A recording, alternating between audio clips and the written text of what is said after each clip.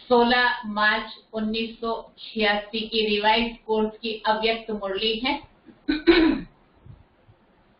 बाबा ने हम बच्चों को आज हमारी चेकिंग करने के लिए कहा है,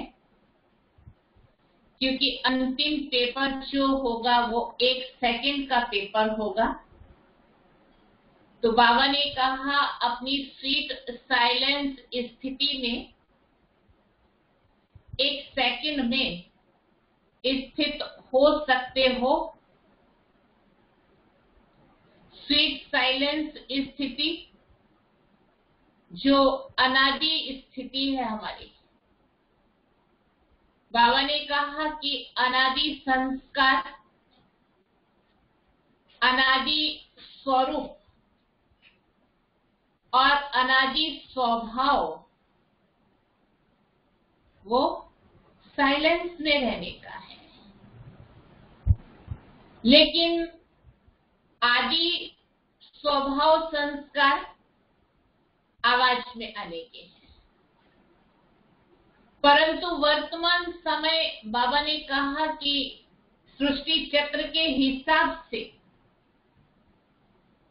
ये पूरा हो रहा है, तो जाना कहाँ है हम बच्चों को? अपने स्वीट साइलेंस होम में जाना है। तो वही संस्कार हमारे परमानेंट संस्कार है। तो बाबा ने कहा स्वीट साइलेंस की स्थिति में स्थित होने में 1 सेकंड लगना चाहिए, ज्यादा नहीं। अगर ज्यादा समय लगेगा तो ये समय भी धोखा दे देगा, क्योंकि बाबा ने कहा कि शांति वाली वातावरण में शांत रहना ये तो कोई बड़ी बात नहीं है, लेकिन अशांत वातावरण में, हलचल वाले वातावरण में शांत स्वरूप स्थिति रहे। ये कर्म इंद्रियां भी हमको अपनी तरफ आकर्षित ना करें। सब कुछ देखते हुए सुनते हुए भी हलचल में न आए। वातावरण हमको आवाज में आने के लिए आकर्षित ना करे। तो ऐसी न्यारी और प्यारी स्थिति जिसको नष्टो मोहा स्मृति स्वरूप भी कहा जाता, तो बाबा ने कहा इसी को ही कहेंगे स्वीट साइलेंस की स्थिति। जैसे फिजिकल हेल्थ के लिए सभी बीमारियों का अधिकतर एक ही इलाज क्या बताते हैं? एक्सरसाइज।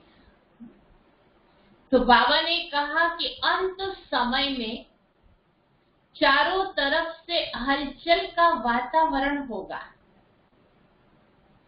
प्रकृति भी, व्यक्ति भी, सभी अपना पूरा जोर लगाएंगे। तो ऐसे वातावरण में, हलचल के वातावरण में स्थिति अचल बनी रहे, उसके लिए बहुत काल के अभ्यास की आवश्यकता है। क्योंकि बाबा ने पेपर भी डिक्लेयर कर दिया है, पेपर का जो समय है वो भी डिक्लेयर कर दिया है। अभी आवश्यकता है हमको उसके पुरुषार्थ की। तो बाबा ने कहा अभी बच्चों को ये समय भी दिया है, तो अंत समय में हमारी स्थिति इतनी श्रेष्ठ बने उसके लिए पुरुषार्थ करना है। मुरली का हेडिंग है रूहानी ड्रिल। बाप दादा सभी बच्चों की स्वीट साइलेंस की स्थिति को देख रहे हैं। सभी बच्चों की स्वीट साइलेंस की स्थिति को देख रहे हैं। एक सेकंड में साइलेंस की स्थिति में स्थित हो जाना, एक सेकंड में साइलेंस की स्थिति में स्थित हो जाना, ये प्रैक्टिस कहां तक की है? इस स्थिति में जब चाहे तब स्थित हो सकते हैं और समय लगता है। देखते हैं हम बाबा की याद में, तो सेकंड में हम अपने मन और बुद्धि को एकाग्र कर सकते हैं या समय लगता है? क्योंकि अनादि स्वरूप स्वीट साइलेंस है। आदि स्वरूप आवाज में आने का है। सतयुग में आत्मा परम धाम से उतरी, सारे ही सृष्टि चक्र में पार्ट बजाया तो आवाज में आई। लेकिन अनादि अविनाशी संस्कार साइलेंस के हैं और इसीलिए हर एक की आत्मा को शांति अच्छी लगती है। तो अपने अनादि संस्कार, अनादि स्वरूप को, अनादि स्वभाव को जानते हुए, अनादि संस्कार, अनादि स्वरूप और अनादि स्वभाव को जानते हुए जब चाहो तब उस स्वरूप में स्थित हो सकते हो।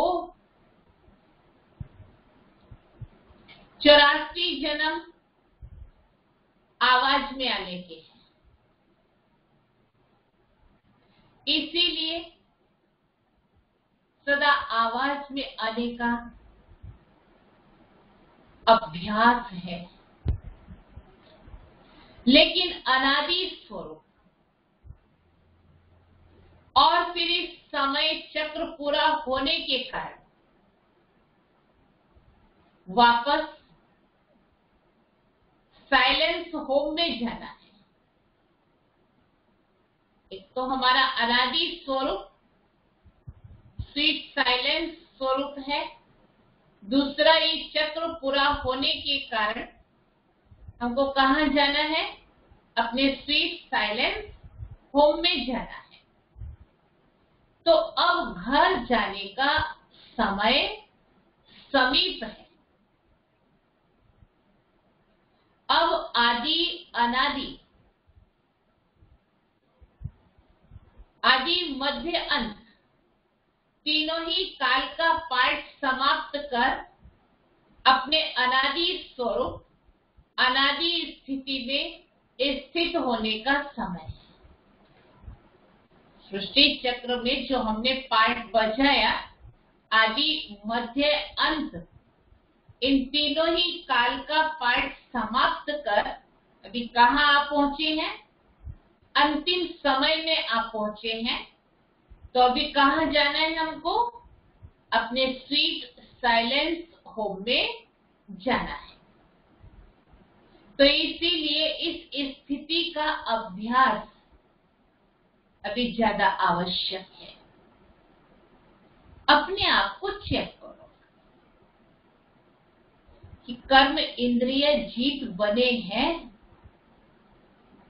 पहली चेकिंग क्या बताए? एक सेकंड में अपनी स्वीट साइलेंस स्थिति में स्थित हो सकते हैं। दूसरी बात क्या बताई? कर्म इंद्रिय जीत बने हैं। आवाज में नहीं आने चाहे तो ये मुख का आवाज अपनी तरफ खींचता तो नहीं है। इसी को ही रूहानी ड्रिल कहा जाता है। जैसे वर्तमान समय के प्रमाण शरीर के लिए सर्व बीमारियों का इलाज एक्सरसाइज सिखाते हैं, तो इस समय आत्मा को शक्तिशाली बनाने के लिए ये रूहानी एक्सरसाइज का अभ्यास है। आत्मा को शक्तिशाली बनाने के लिए यह रूहानी एक्सरसाइज का अभ्यास है। चारों ओर कैसा भी वातावरण हो, हलचल हो, लेकिन आवाज में रहते आवाज से परे स्थिति का अभ्यास, आवाज में रहते आवाज से परे स्थिति का अभ्यास अभी बहुत काल का चाहिए। शांत वातावरण में शांति की स्थिति बनाना ये कोई बड़ी बात नहीं है।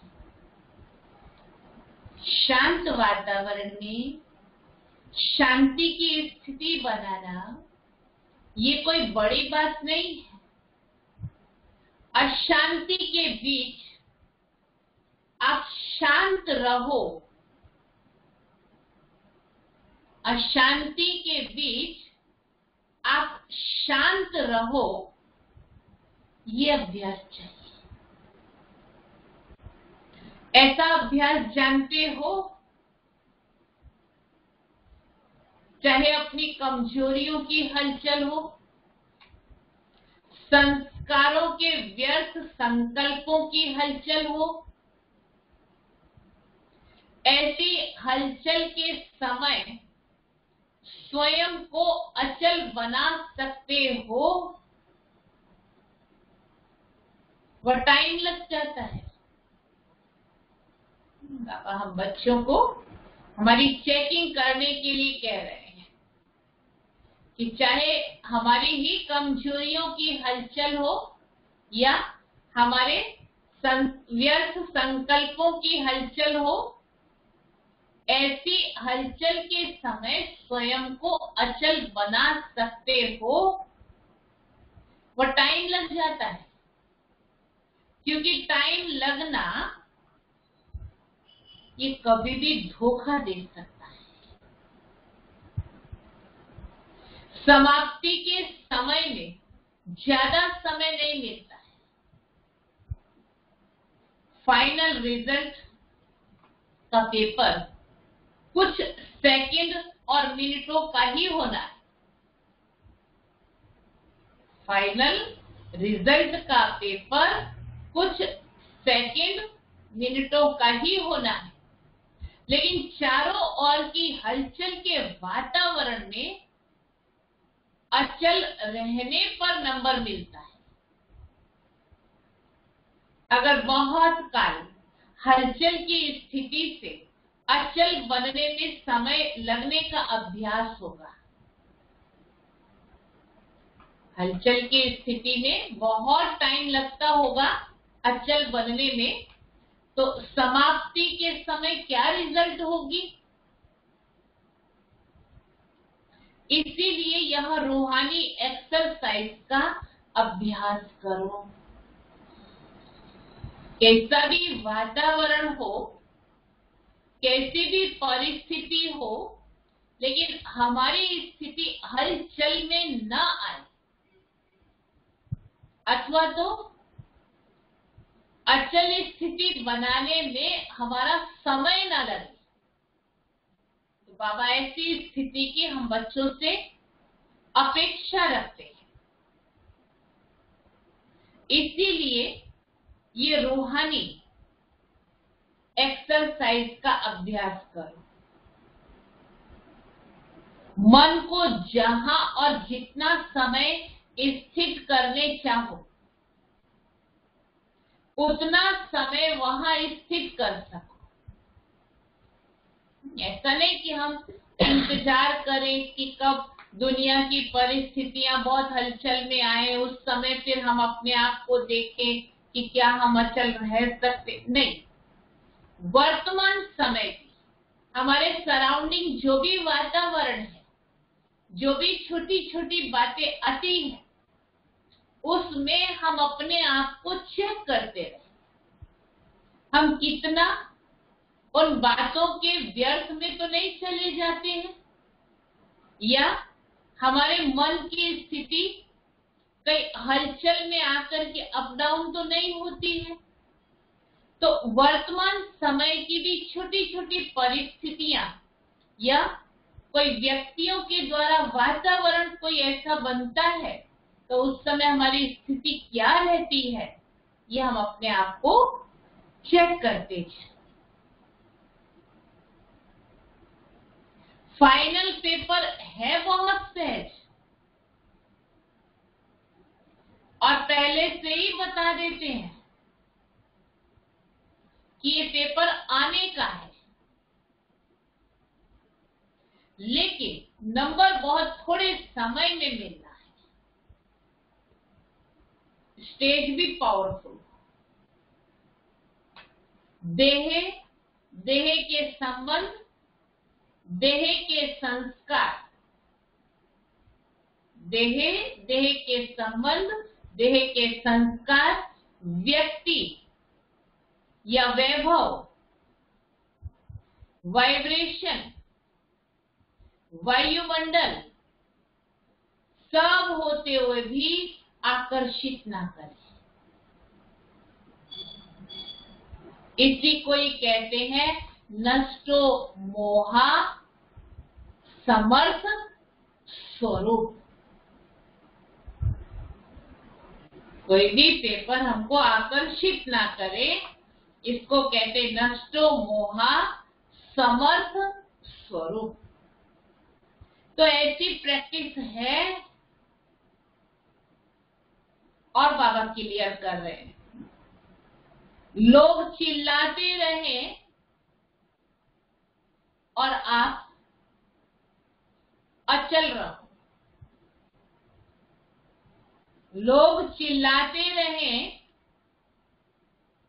और आप अचल रहो। अचल माना वो स्थिति हमारी पावरफुल हो जिससे हम उन चिल्लाने वाली आत्माओं को भी शक्ति प्रदान कर सकें।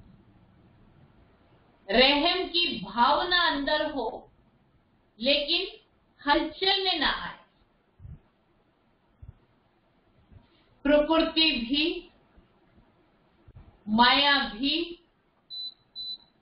सब लास्ट दांव लगाने लिए अपनी तरफ कितना भी खींचे,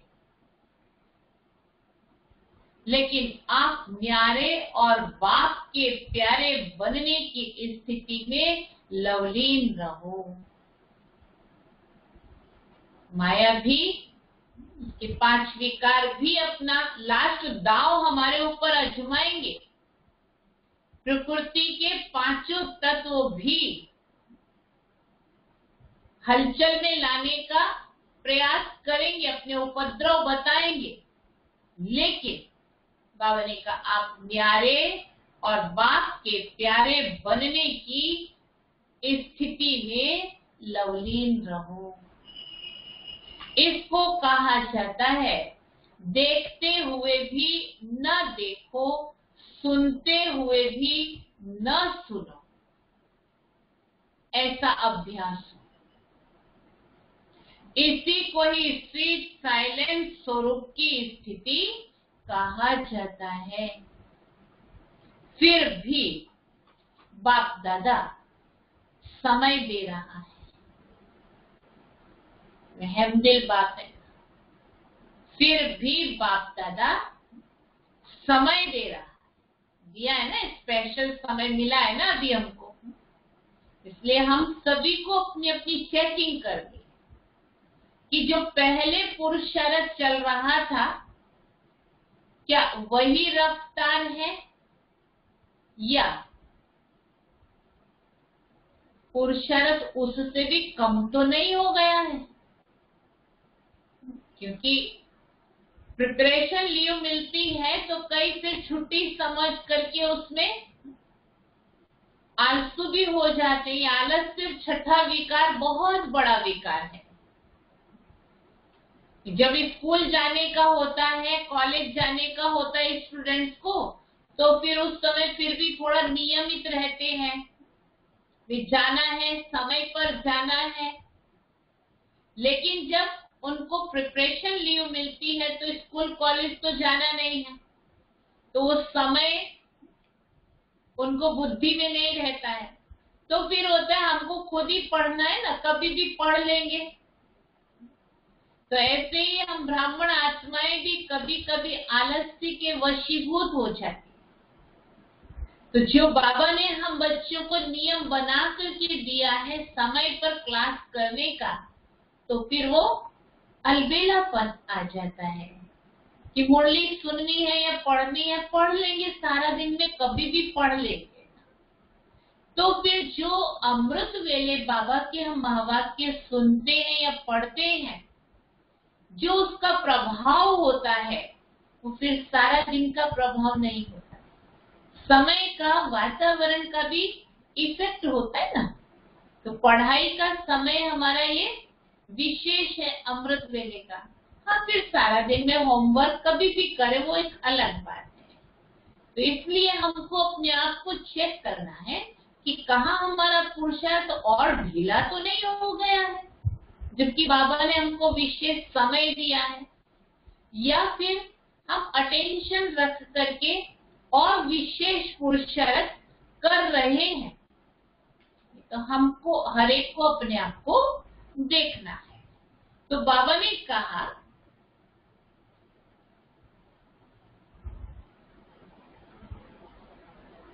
समय भी दे रहा है बाप दादा, अगर कोई भी कमी है तो अब भी भर सकते हो, क्योंकि बहुत काल का हिसाब सुनाया, तो अभी थोड़ा चांस है।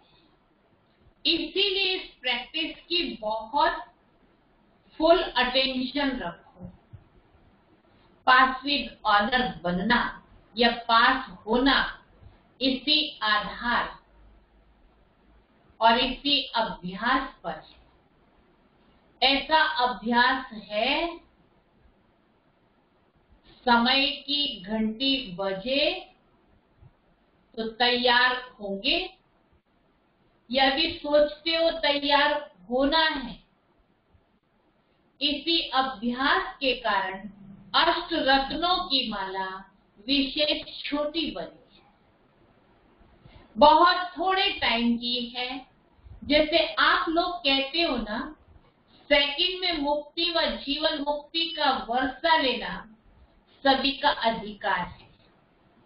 तो समाप्ति के समय भी नंबर मिलना थोड़े समय की बात है, लेकिन जरा भी हलचल ना हो, बस बिंदी कहाँ और बिंदी में टिक जाए, बिंदी हिले नहीं।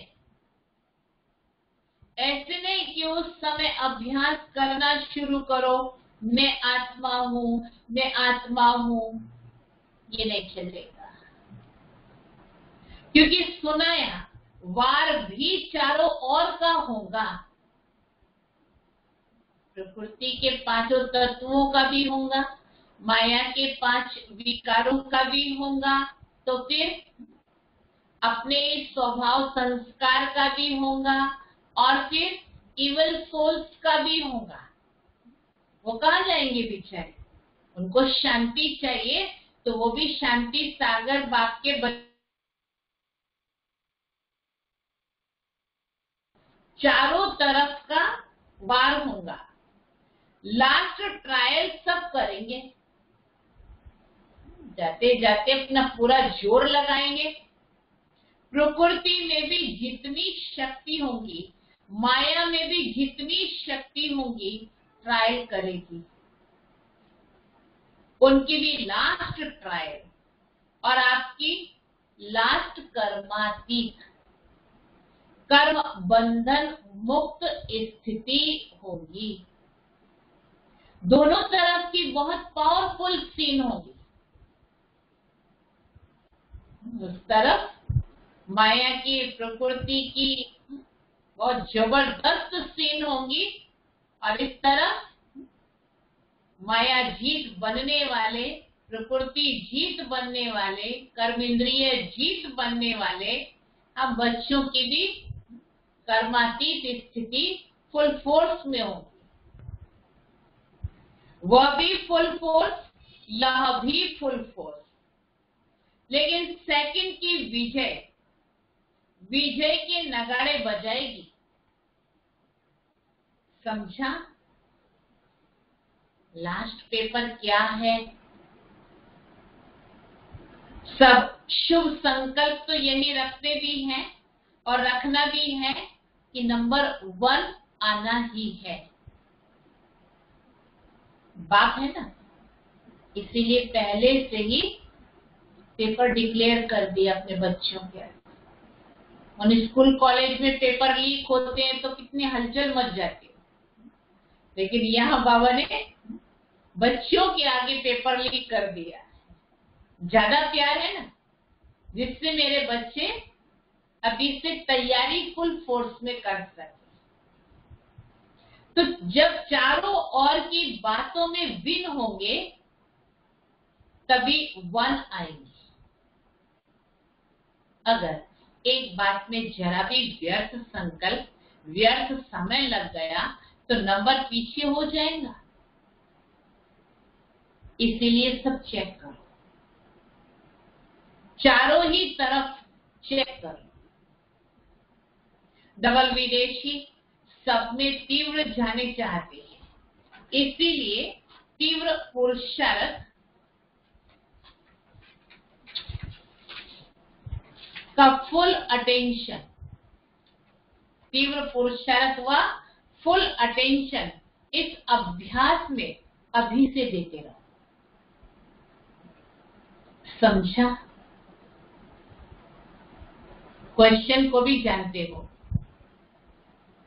टाइम को भी जानते हो, पेपर क्या होगा लास्ट वो भी जानते हैं, और समय लिमिट क्या होंगी। जैसे उन पेपर्स में कोई 3 घंटे 2 घंटे का पेपर होता है ना, तो हमारा कितने का होगा? सेकंड का, कुछ ही मिनटों का। फिर तो सब पास होने चाहिए। प्रश्न भी पता है, समय मर्यादा भी पता है, और प्रश्न का उत्तर भी पता है। तो बाबा ने कहा फिर तो सब पास होने चाहिए। अगर पहले से क्वेश्चन का पता होता है तो तैयारी कर लेते हैं, फिर पास हो जाते हैं। आप सभी तो पास होने वाले हो ना। अच्छा, ये सीजन बाप दादा ने हर एक से मिलने का खुला भंडारा खोला है। देखो, बाबा पहले से ही हम बच्चों को तैयार कर रहे थे कि एक समय ऐसा आएगा कि बाप दादा की 15 मणि फिर नहीं होंगी। लेकिन किसी ने ये सोचा ही नहीं, इतनी बुद्धि चली ही नहीं। तो देखो, बाबा 1986 से ये बात कर रहे हैं। यह सीजन बाप दादा ने हर एक से मिलने का खुला भंडार खोला है। आगे क्या होना है वो फिर बताएंगे। अभी खुले भंडार से जो लेने आए हैं वहां तो ले ही लेंगे। ड्रामा का दृश्य सदा बदलता ही है। अटेंशन देने वाली बात है। देखो बाबा कितना पहले से ही हम बच्चों को बता रहे हैं। लेकिन इस सीजन में चाहे भारतवासियों को, चाहे डबल विदेशियों को, सभी को विशेष वरदान तो मिला ही है। बाप दादा ने जो वायदा किया है वह तो निभाएंगे। इस सीजन का फल खाओ। फल है मिलन वरदान है। सभी सीजन का फल खाने आए हो ना, बाप दादा को भी बच्चों को देख करके खुशी होती है।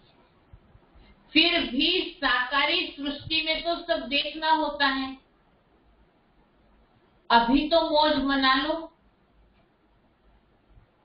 इशारा बाबा देते जाते, साकारी सृष्टि में तो सब देखना होता है। फिर भी बाबा ने कहा मिलन की अभी तो मौज मना लो, अभी तो मना लो, लेकिन बाद में क्या होगा वो बाबा ने कहा बाद में बताएंगे, समय अनुसार बताएंगे। फिर सीजन की लास्ट में सुनाएंगे। सेवा के स्थान भले अलग अलग हैं, लेकिन सेवा का लक्ष्य तो एक ही है ना, उमंग उल्लास एक ही है। इसीलिए बाप दादा सभी स्थानों को विशेष महत्व देते हैं। ऐसे नहीं एक स्थान महत्व वाला है दूसरा कम है, नहीं। जिस भी धरनी पर बच्चे पहुंचे हैं उससे कोई ना कोई विशेष रिजल्ट अवश्य निकल रही है। फिर चाहे कोई की जल्दी दिखाई देती, कोई की समय पर दिखाई देती, लेकिन विशेषता सब तरफ की है। कितने अच्छे अच्छे रतन निकले हैं। ऐसे नहीं समझना कि हम तो साधारण हैं, सब विशेष हो। बाबा को पहचाना है, बाबा के बच्चे बने हैं, तो दुनिया की अपेक्षा सब विशेष है। अगर कोई विशेष ना होता तो बाप के पास नहीं पहुंचता। विशेषता है, लेकिन कोई विशेषता को सेवा में लगाते हैं, कोई सेवा में लगाने के लिए अभी तैयार हो रहे हैं। बाकी है सब विशेष आत्मा, सब महारथी महावीर हो। एक एक की महिमा शुरू करें तो लंबी चौड़ी माला बन जाएगी। हर एक माँ बाप अपने बच्चों का गुणगान करते थकते नहीं। तो बाबा भी देखो बच्चों को कितना प्यार करते हैं। कहते एक एक की महिमा शुरू करें तो लंबी चौड़ी माला बन जाएगी। शक्तियों को देखो तो हर एक शक्ति महान आत्मा, विश्व कल्याणकारी आत्मा दिखाई देगी। ऐसे हो ना, या सिर्फ अपने अपने स्थान के कल्याणकारी हो। अच्छा, दूसरी मुरली है 19 मार्च 1986। मुरली का टाइटल है अमृत वेला श्रेष्ठ प्राप्तियों की वेला। अमृत वेला श्रेष्ठ प्राप्तियों की वेला।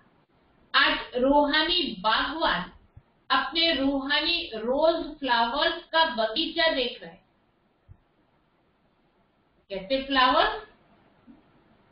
गुलाब के फूलों का, रोज फ्लावर्स का बगीचा देख रहे हैं। ऐसा रूहानी गुलाब का बगीचा अब इस संगम युग पर ही बाप दादा द्वारा बनता है। बाप दादा हर एक रूहानी गुलाब के फूल की, रूहानियत की खुशबू और रूहानियत के खिले हुए पुष्पों की रौनक देख रहे हैं। खुशबूदार सभी हैं, लेकिन किसी की खुशबू सदाकाल रहने वाली है और किसी की खुशबू थोड़े समय के लिए रहती है। कोई गुलाब सदा खिला हुआ है, कोई कब खिला हुआ और कोई कब थोड़ा सा धूप हुआ मौसम के हिसाब से मुरझा जाता है। लेकिन है फिर भी रूहानी बागवान के बगीचे के रूहानी गुलाब।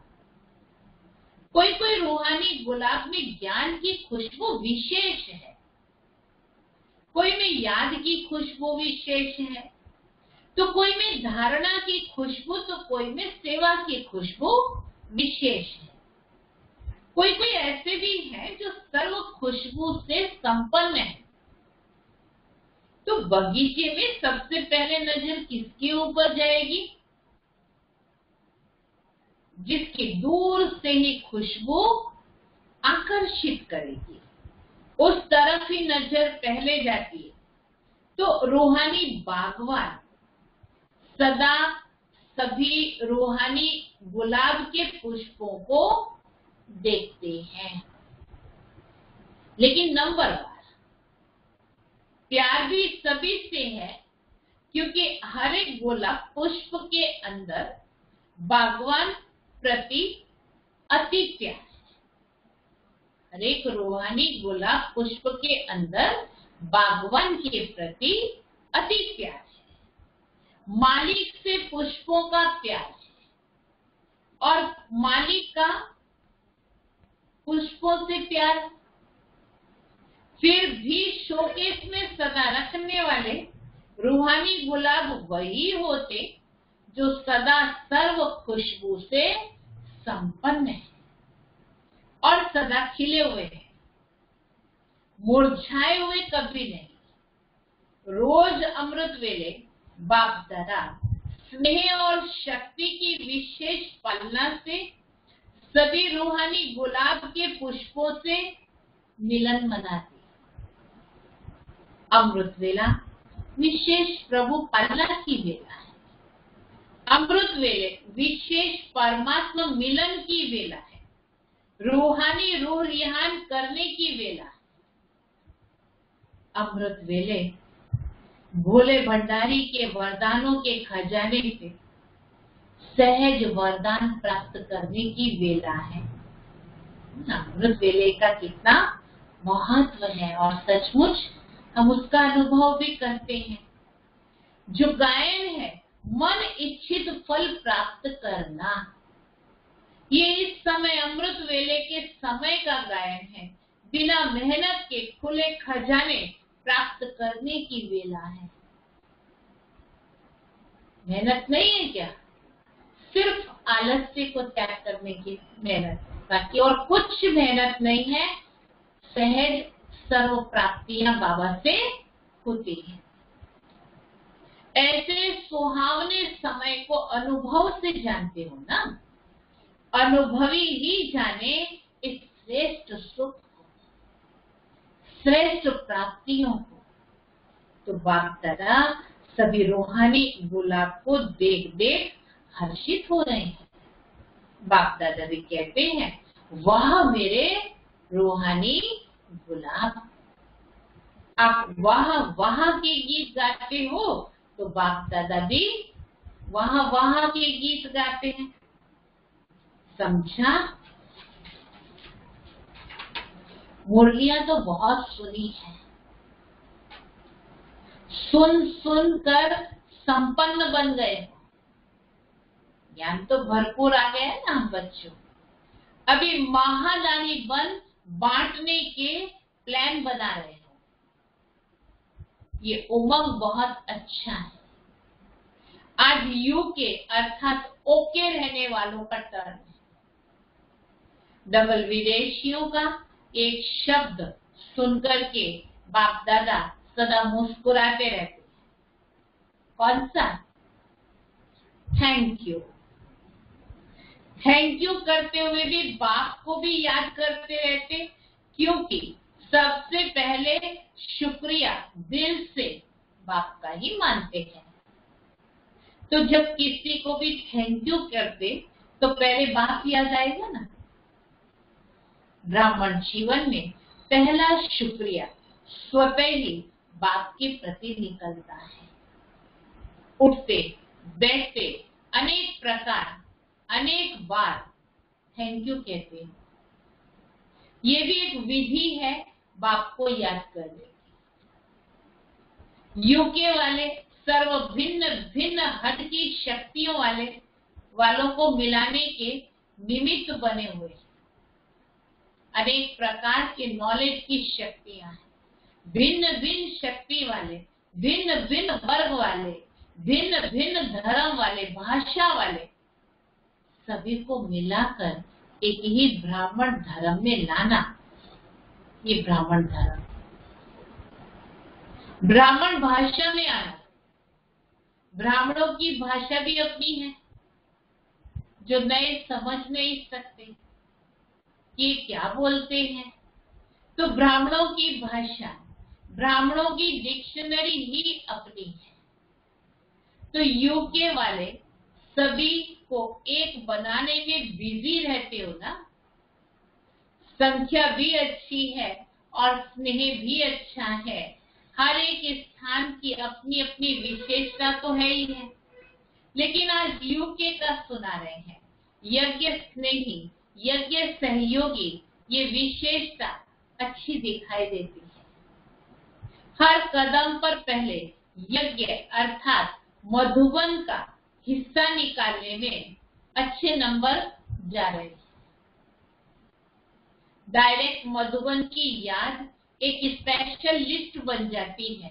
हर कार्य में, हर कदम में मधुबन अर्थात बाप की याद है, या बाप की पढ़ाई, या बाप का ब्रह्मा भोजन, या बाप से मिलन है।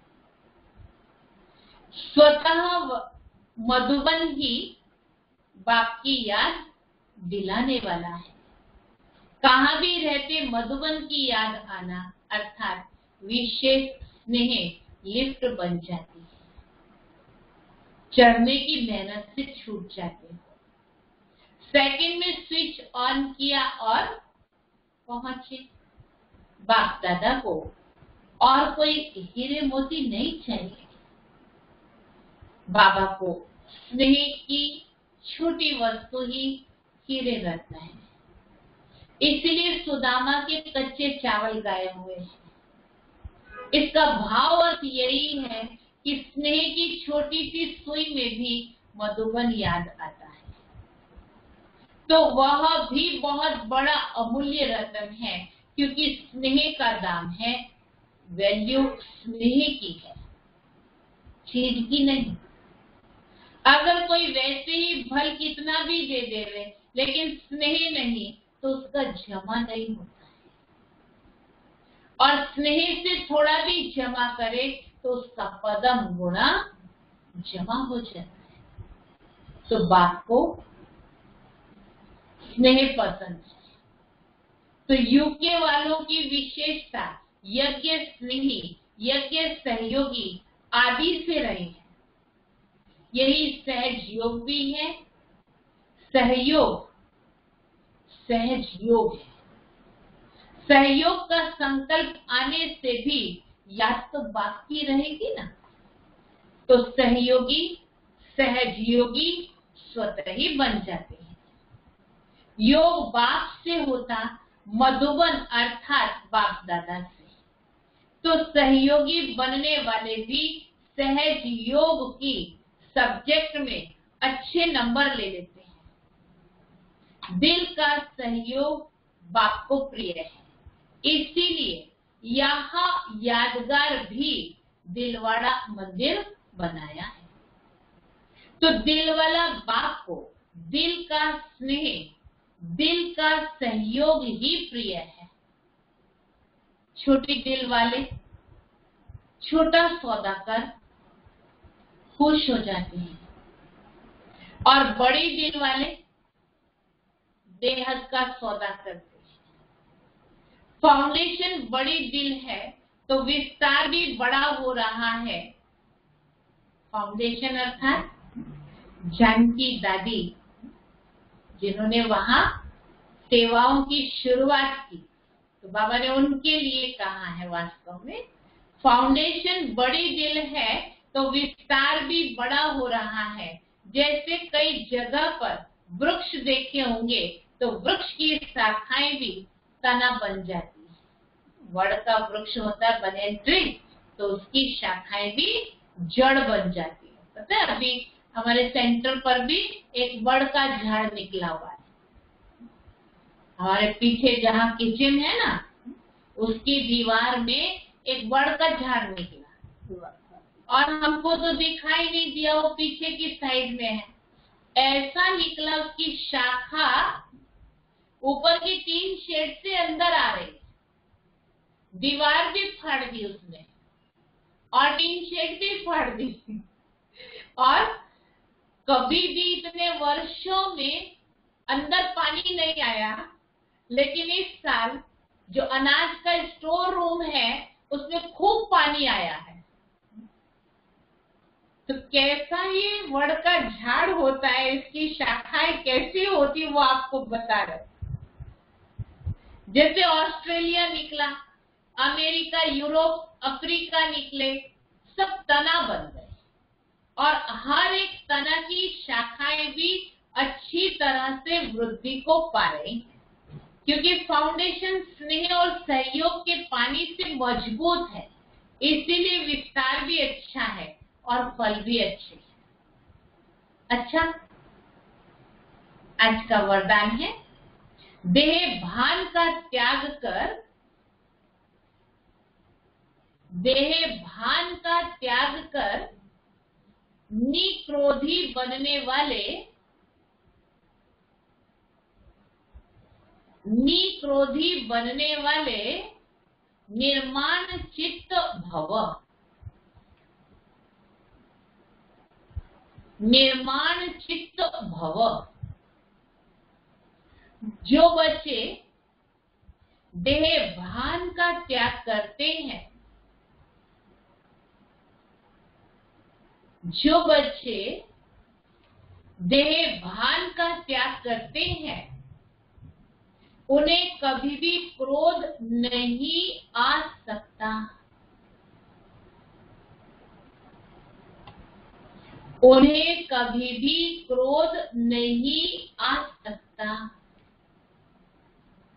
क्योंकि क्रोध आने के दो कारण होते हैं।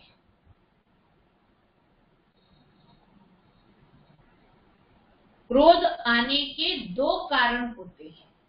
एक, जब कोई झूठी बात कहता है, जब कोई झूठी बात कहता है, और दूसरा, जब कोई ग्लानि करता है, जब कोई ग्लानि करता है। यही दो बातें क्रोध को जन्म देती हैं।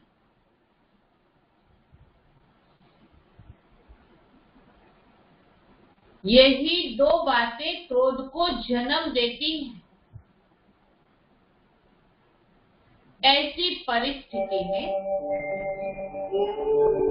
ट्रैफिक कंट्रोल का टाइम हो गया है, बाकी बातें सुनेंगे।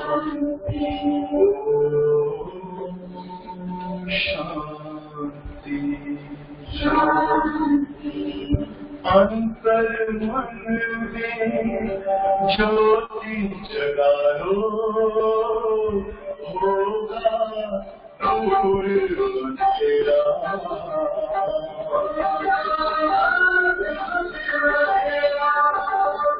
शिव का कर लो ध्यान तुम्हारा, पावन पुण्य सवेरा।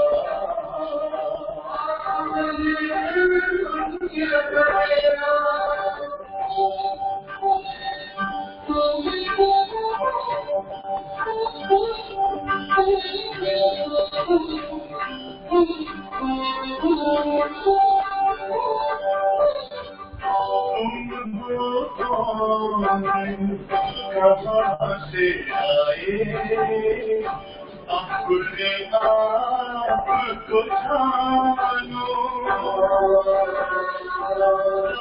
योग के द्वारा अपना वर्ण पिता पहचानो। किसी राज पथ पर चल कर तुम पालो अपना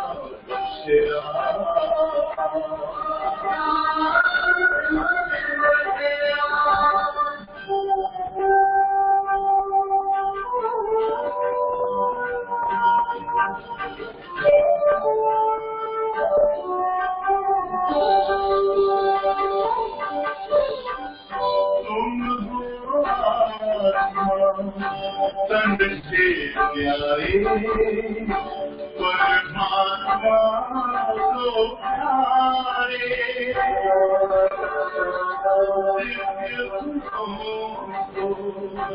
धारण करके योगी बनो सुधारे ज्योति बिंदु ही सोए आगे माया मोह का घेरा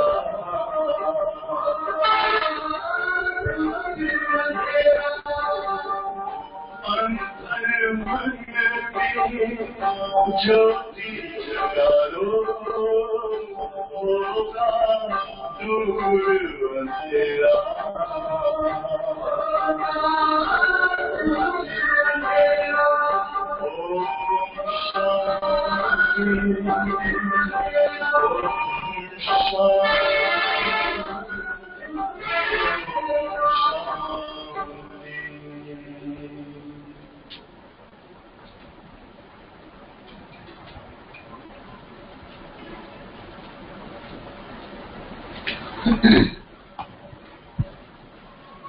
बाबा ने कहा, ऐसी परिस्थिति में निर्माण चित्त के वरदान द्वारा अपकारी पर भी उपकार करो। गाली देने वाले को गले लगाओ, निंदा करने वाले को सच्चा मित्र बनाओ।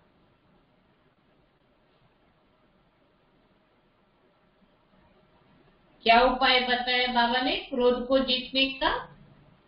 निर्माण चित्त के वरदान द्वारा अपकारी पर भी उपकार करो, गाली देने वाले को गले लगाओ, माना शुभ भावना रखो, निंदा करने वाले को सच्चा मित्र मानो। सच्चा मित्र इसलिए है कि उसने कितना मेहनत करके हमारे में से वो कमी निकाली है, तो वो हमारी कमी को दूर करना चाहता है, इसलिए हमको एहसास करा रहा है। तब कहेंगे कमाल। जब ऐसा परिवर्तन दिखाओ तब विश्व के आगे प्रसिद्ध होंगे। जब ऐसा परिवर्तन दिखाओ तब विश्व के आगे प्रसिद्ध होंगे। स्लोगन: मौज का अनुभव करने के लिए माया की अधीनता को छोड़ स्वतंत्र बनो। मौज का अनुभव करने के लिए माया की अधीनता को छोड़ स्वतंत्र बनो।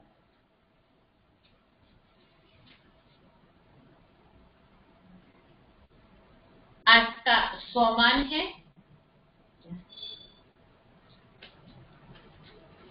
मैं ब्लेसिंग के पात्र हूँ। मैं ब्लेसिंग के पात्र हूँ। ब्लेसिंग के पात्र हूँ।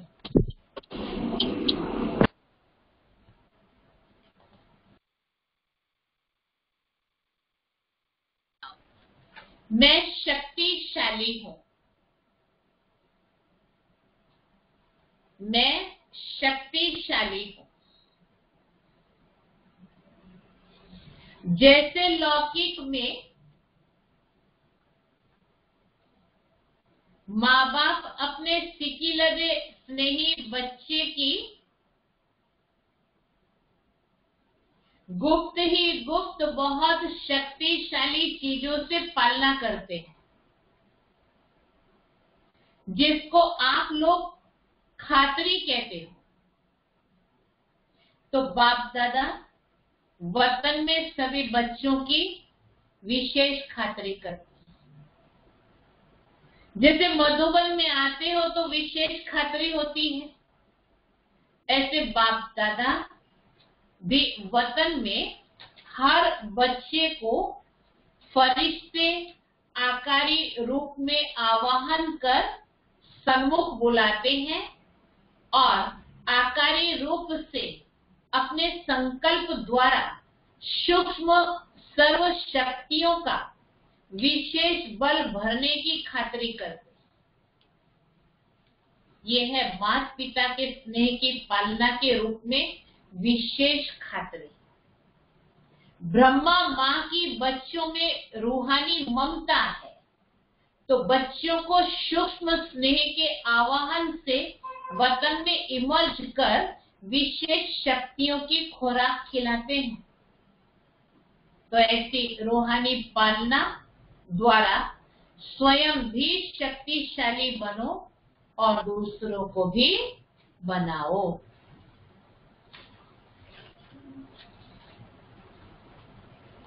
अव्यक्त ईशा। बाप दादा हर एक दिव्य जन्मधारी ब्राह्मण आत्माओं के भाग्य का सितारा चमकता हुआ देख हर्षित होते हैं और सदा यही गीत गाते, वह हीरे तुल्य जीवन वाले ब्राह्मण बच्चे वहां इस जन्म की तुलना और जन्मों से नहीं कर सकते हैं। इस दिव्य जन्म का बंधन नहीं, संबंध है।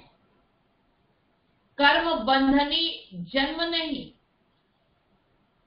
ये कर्म योगी जन्म है।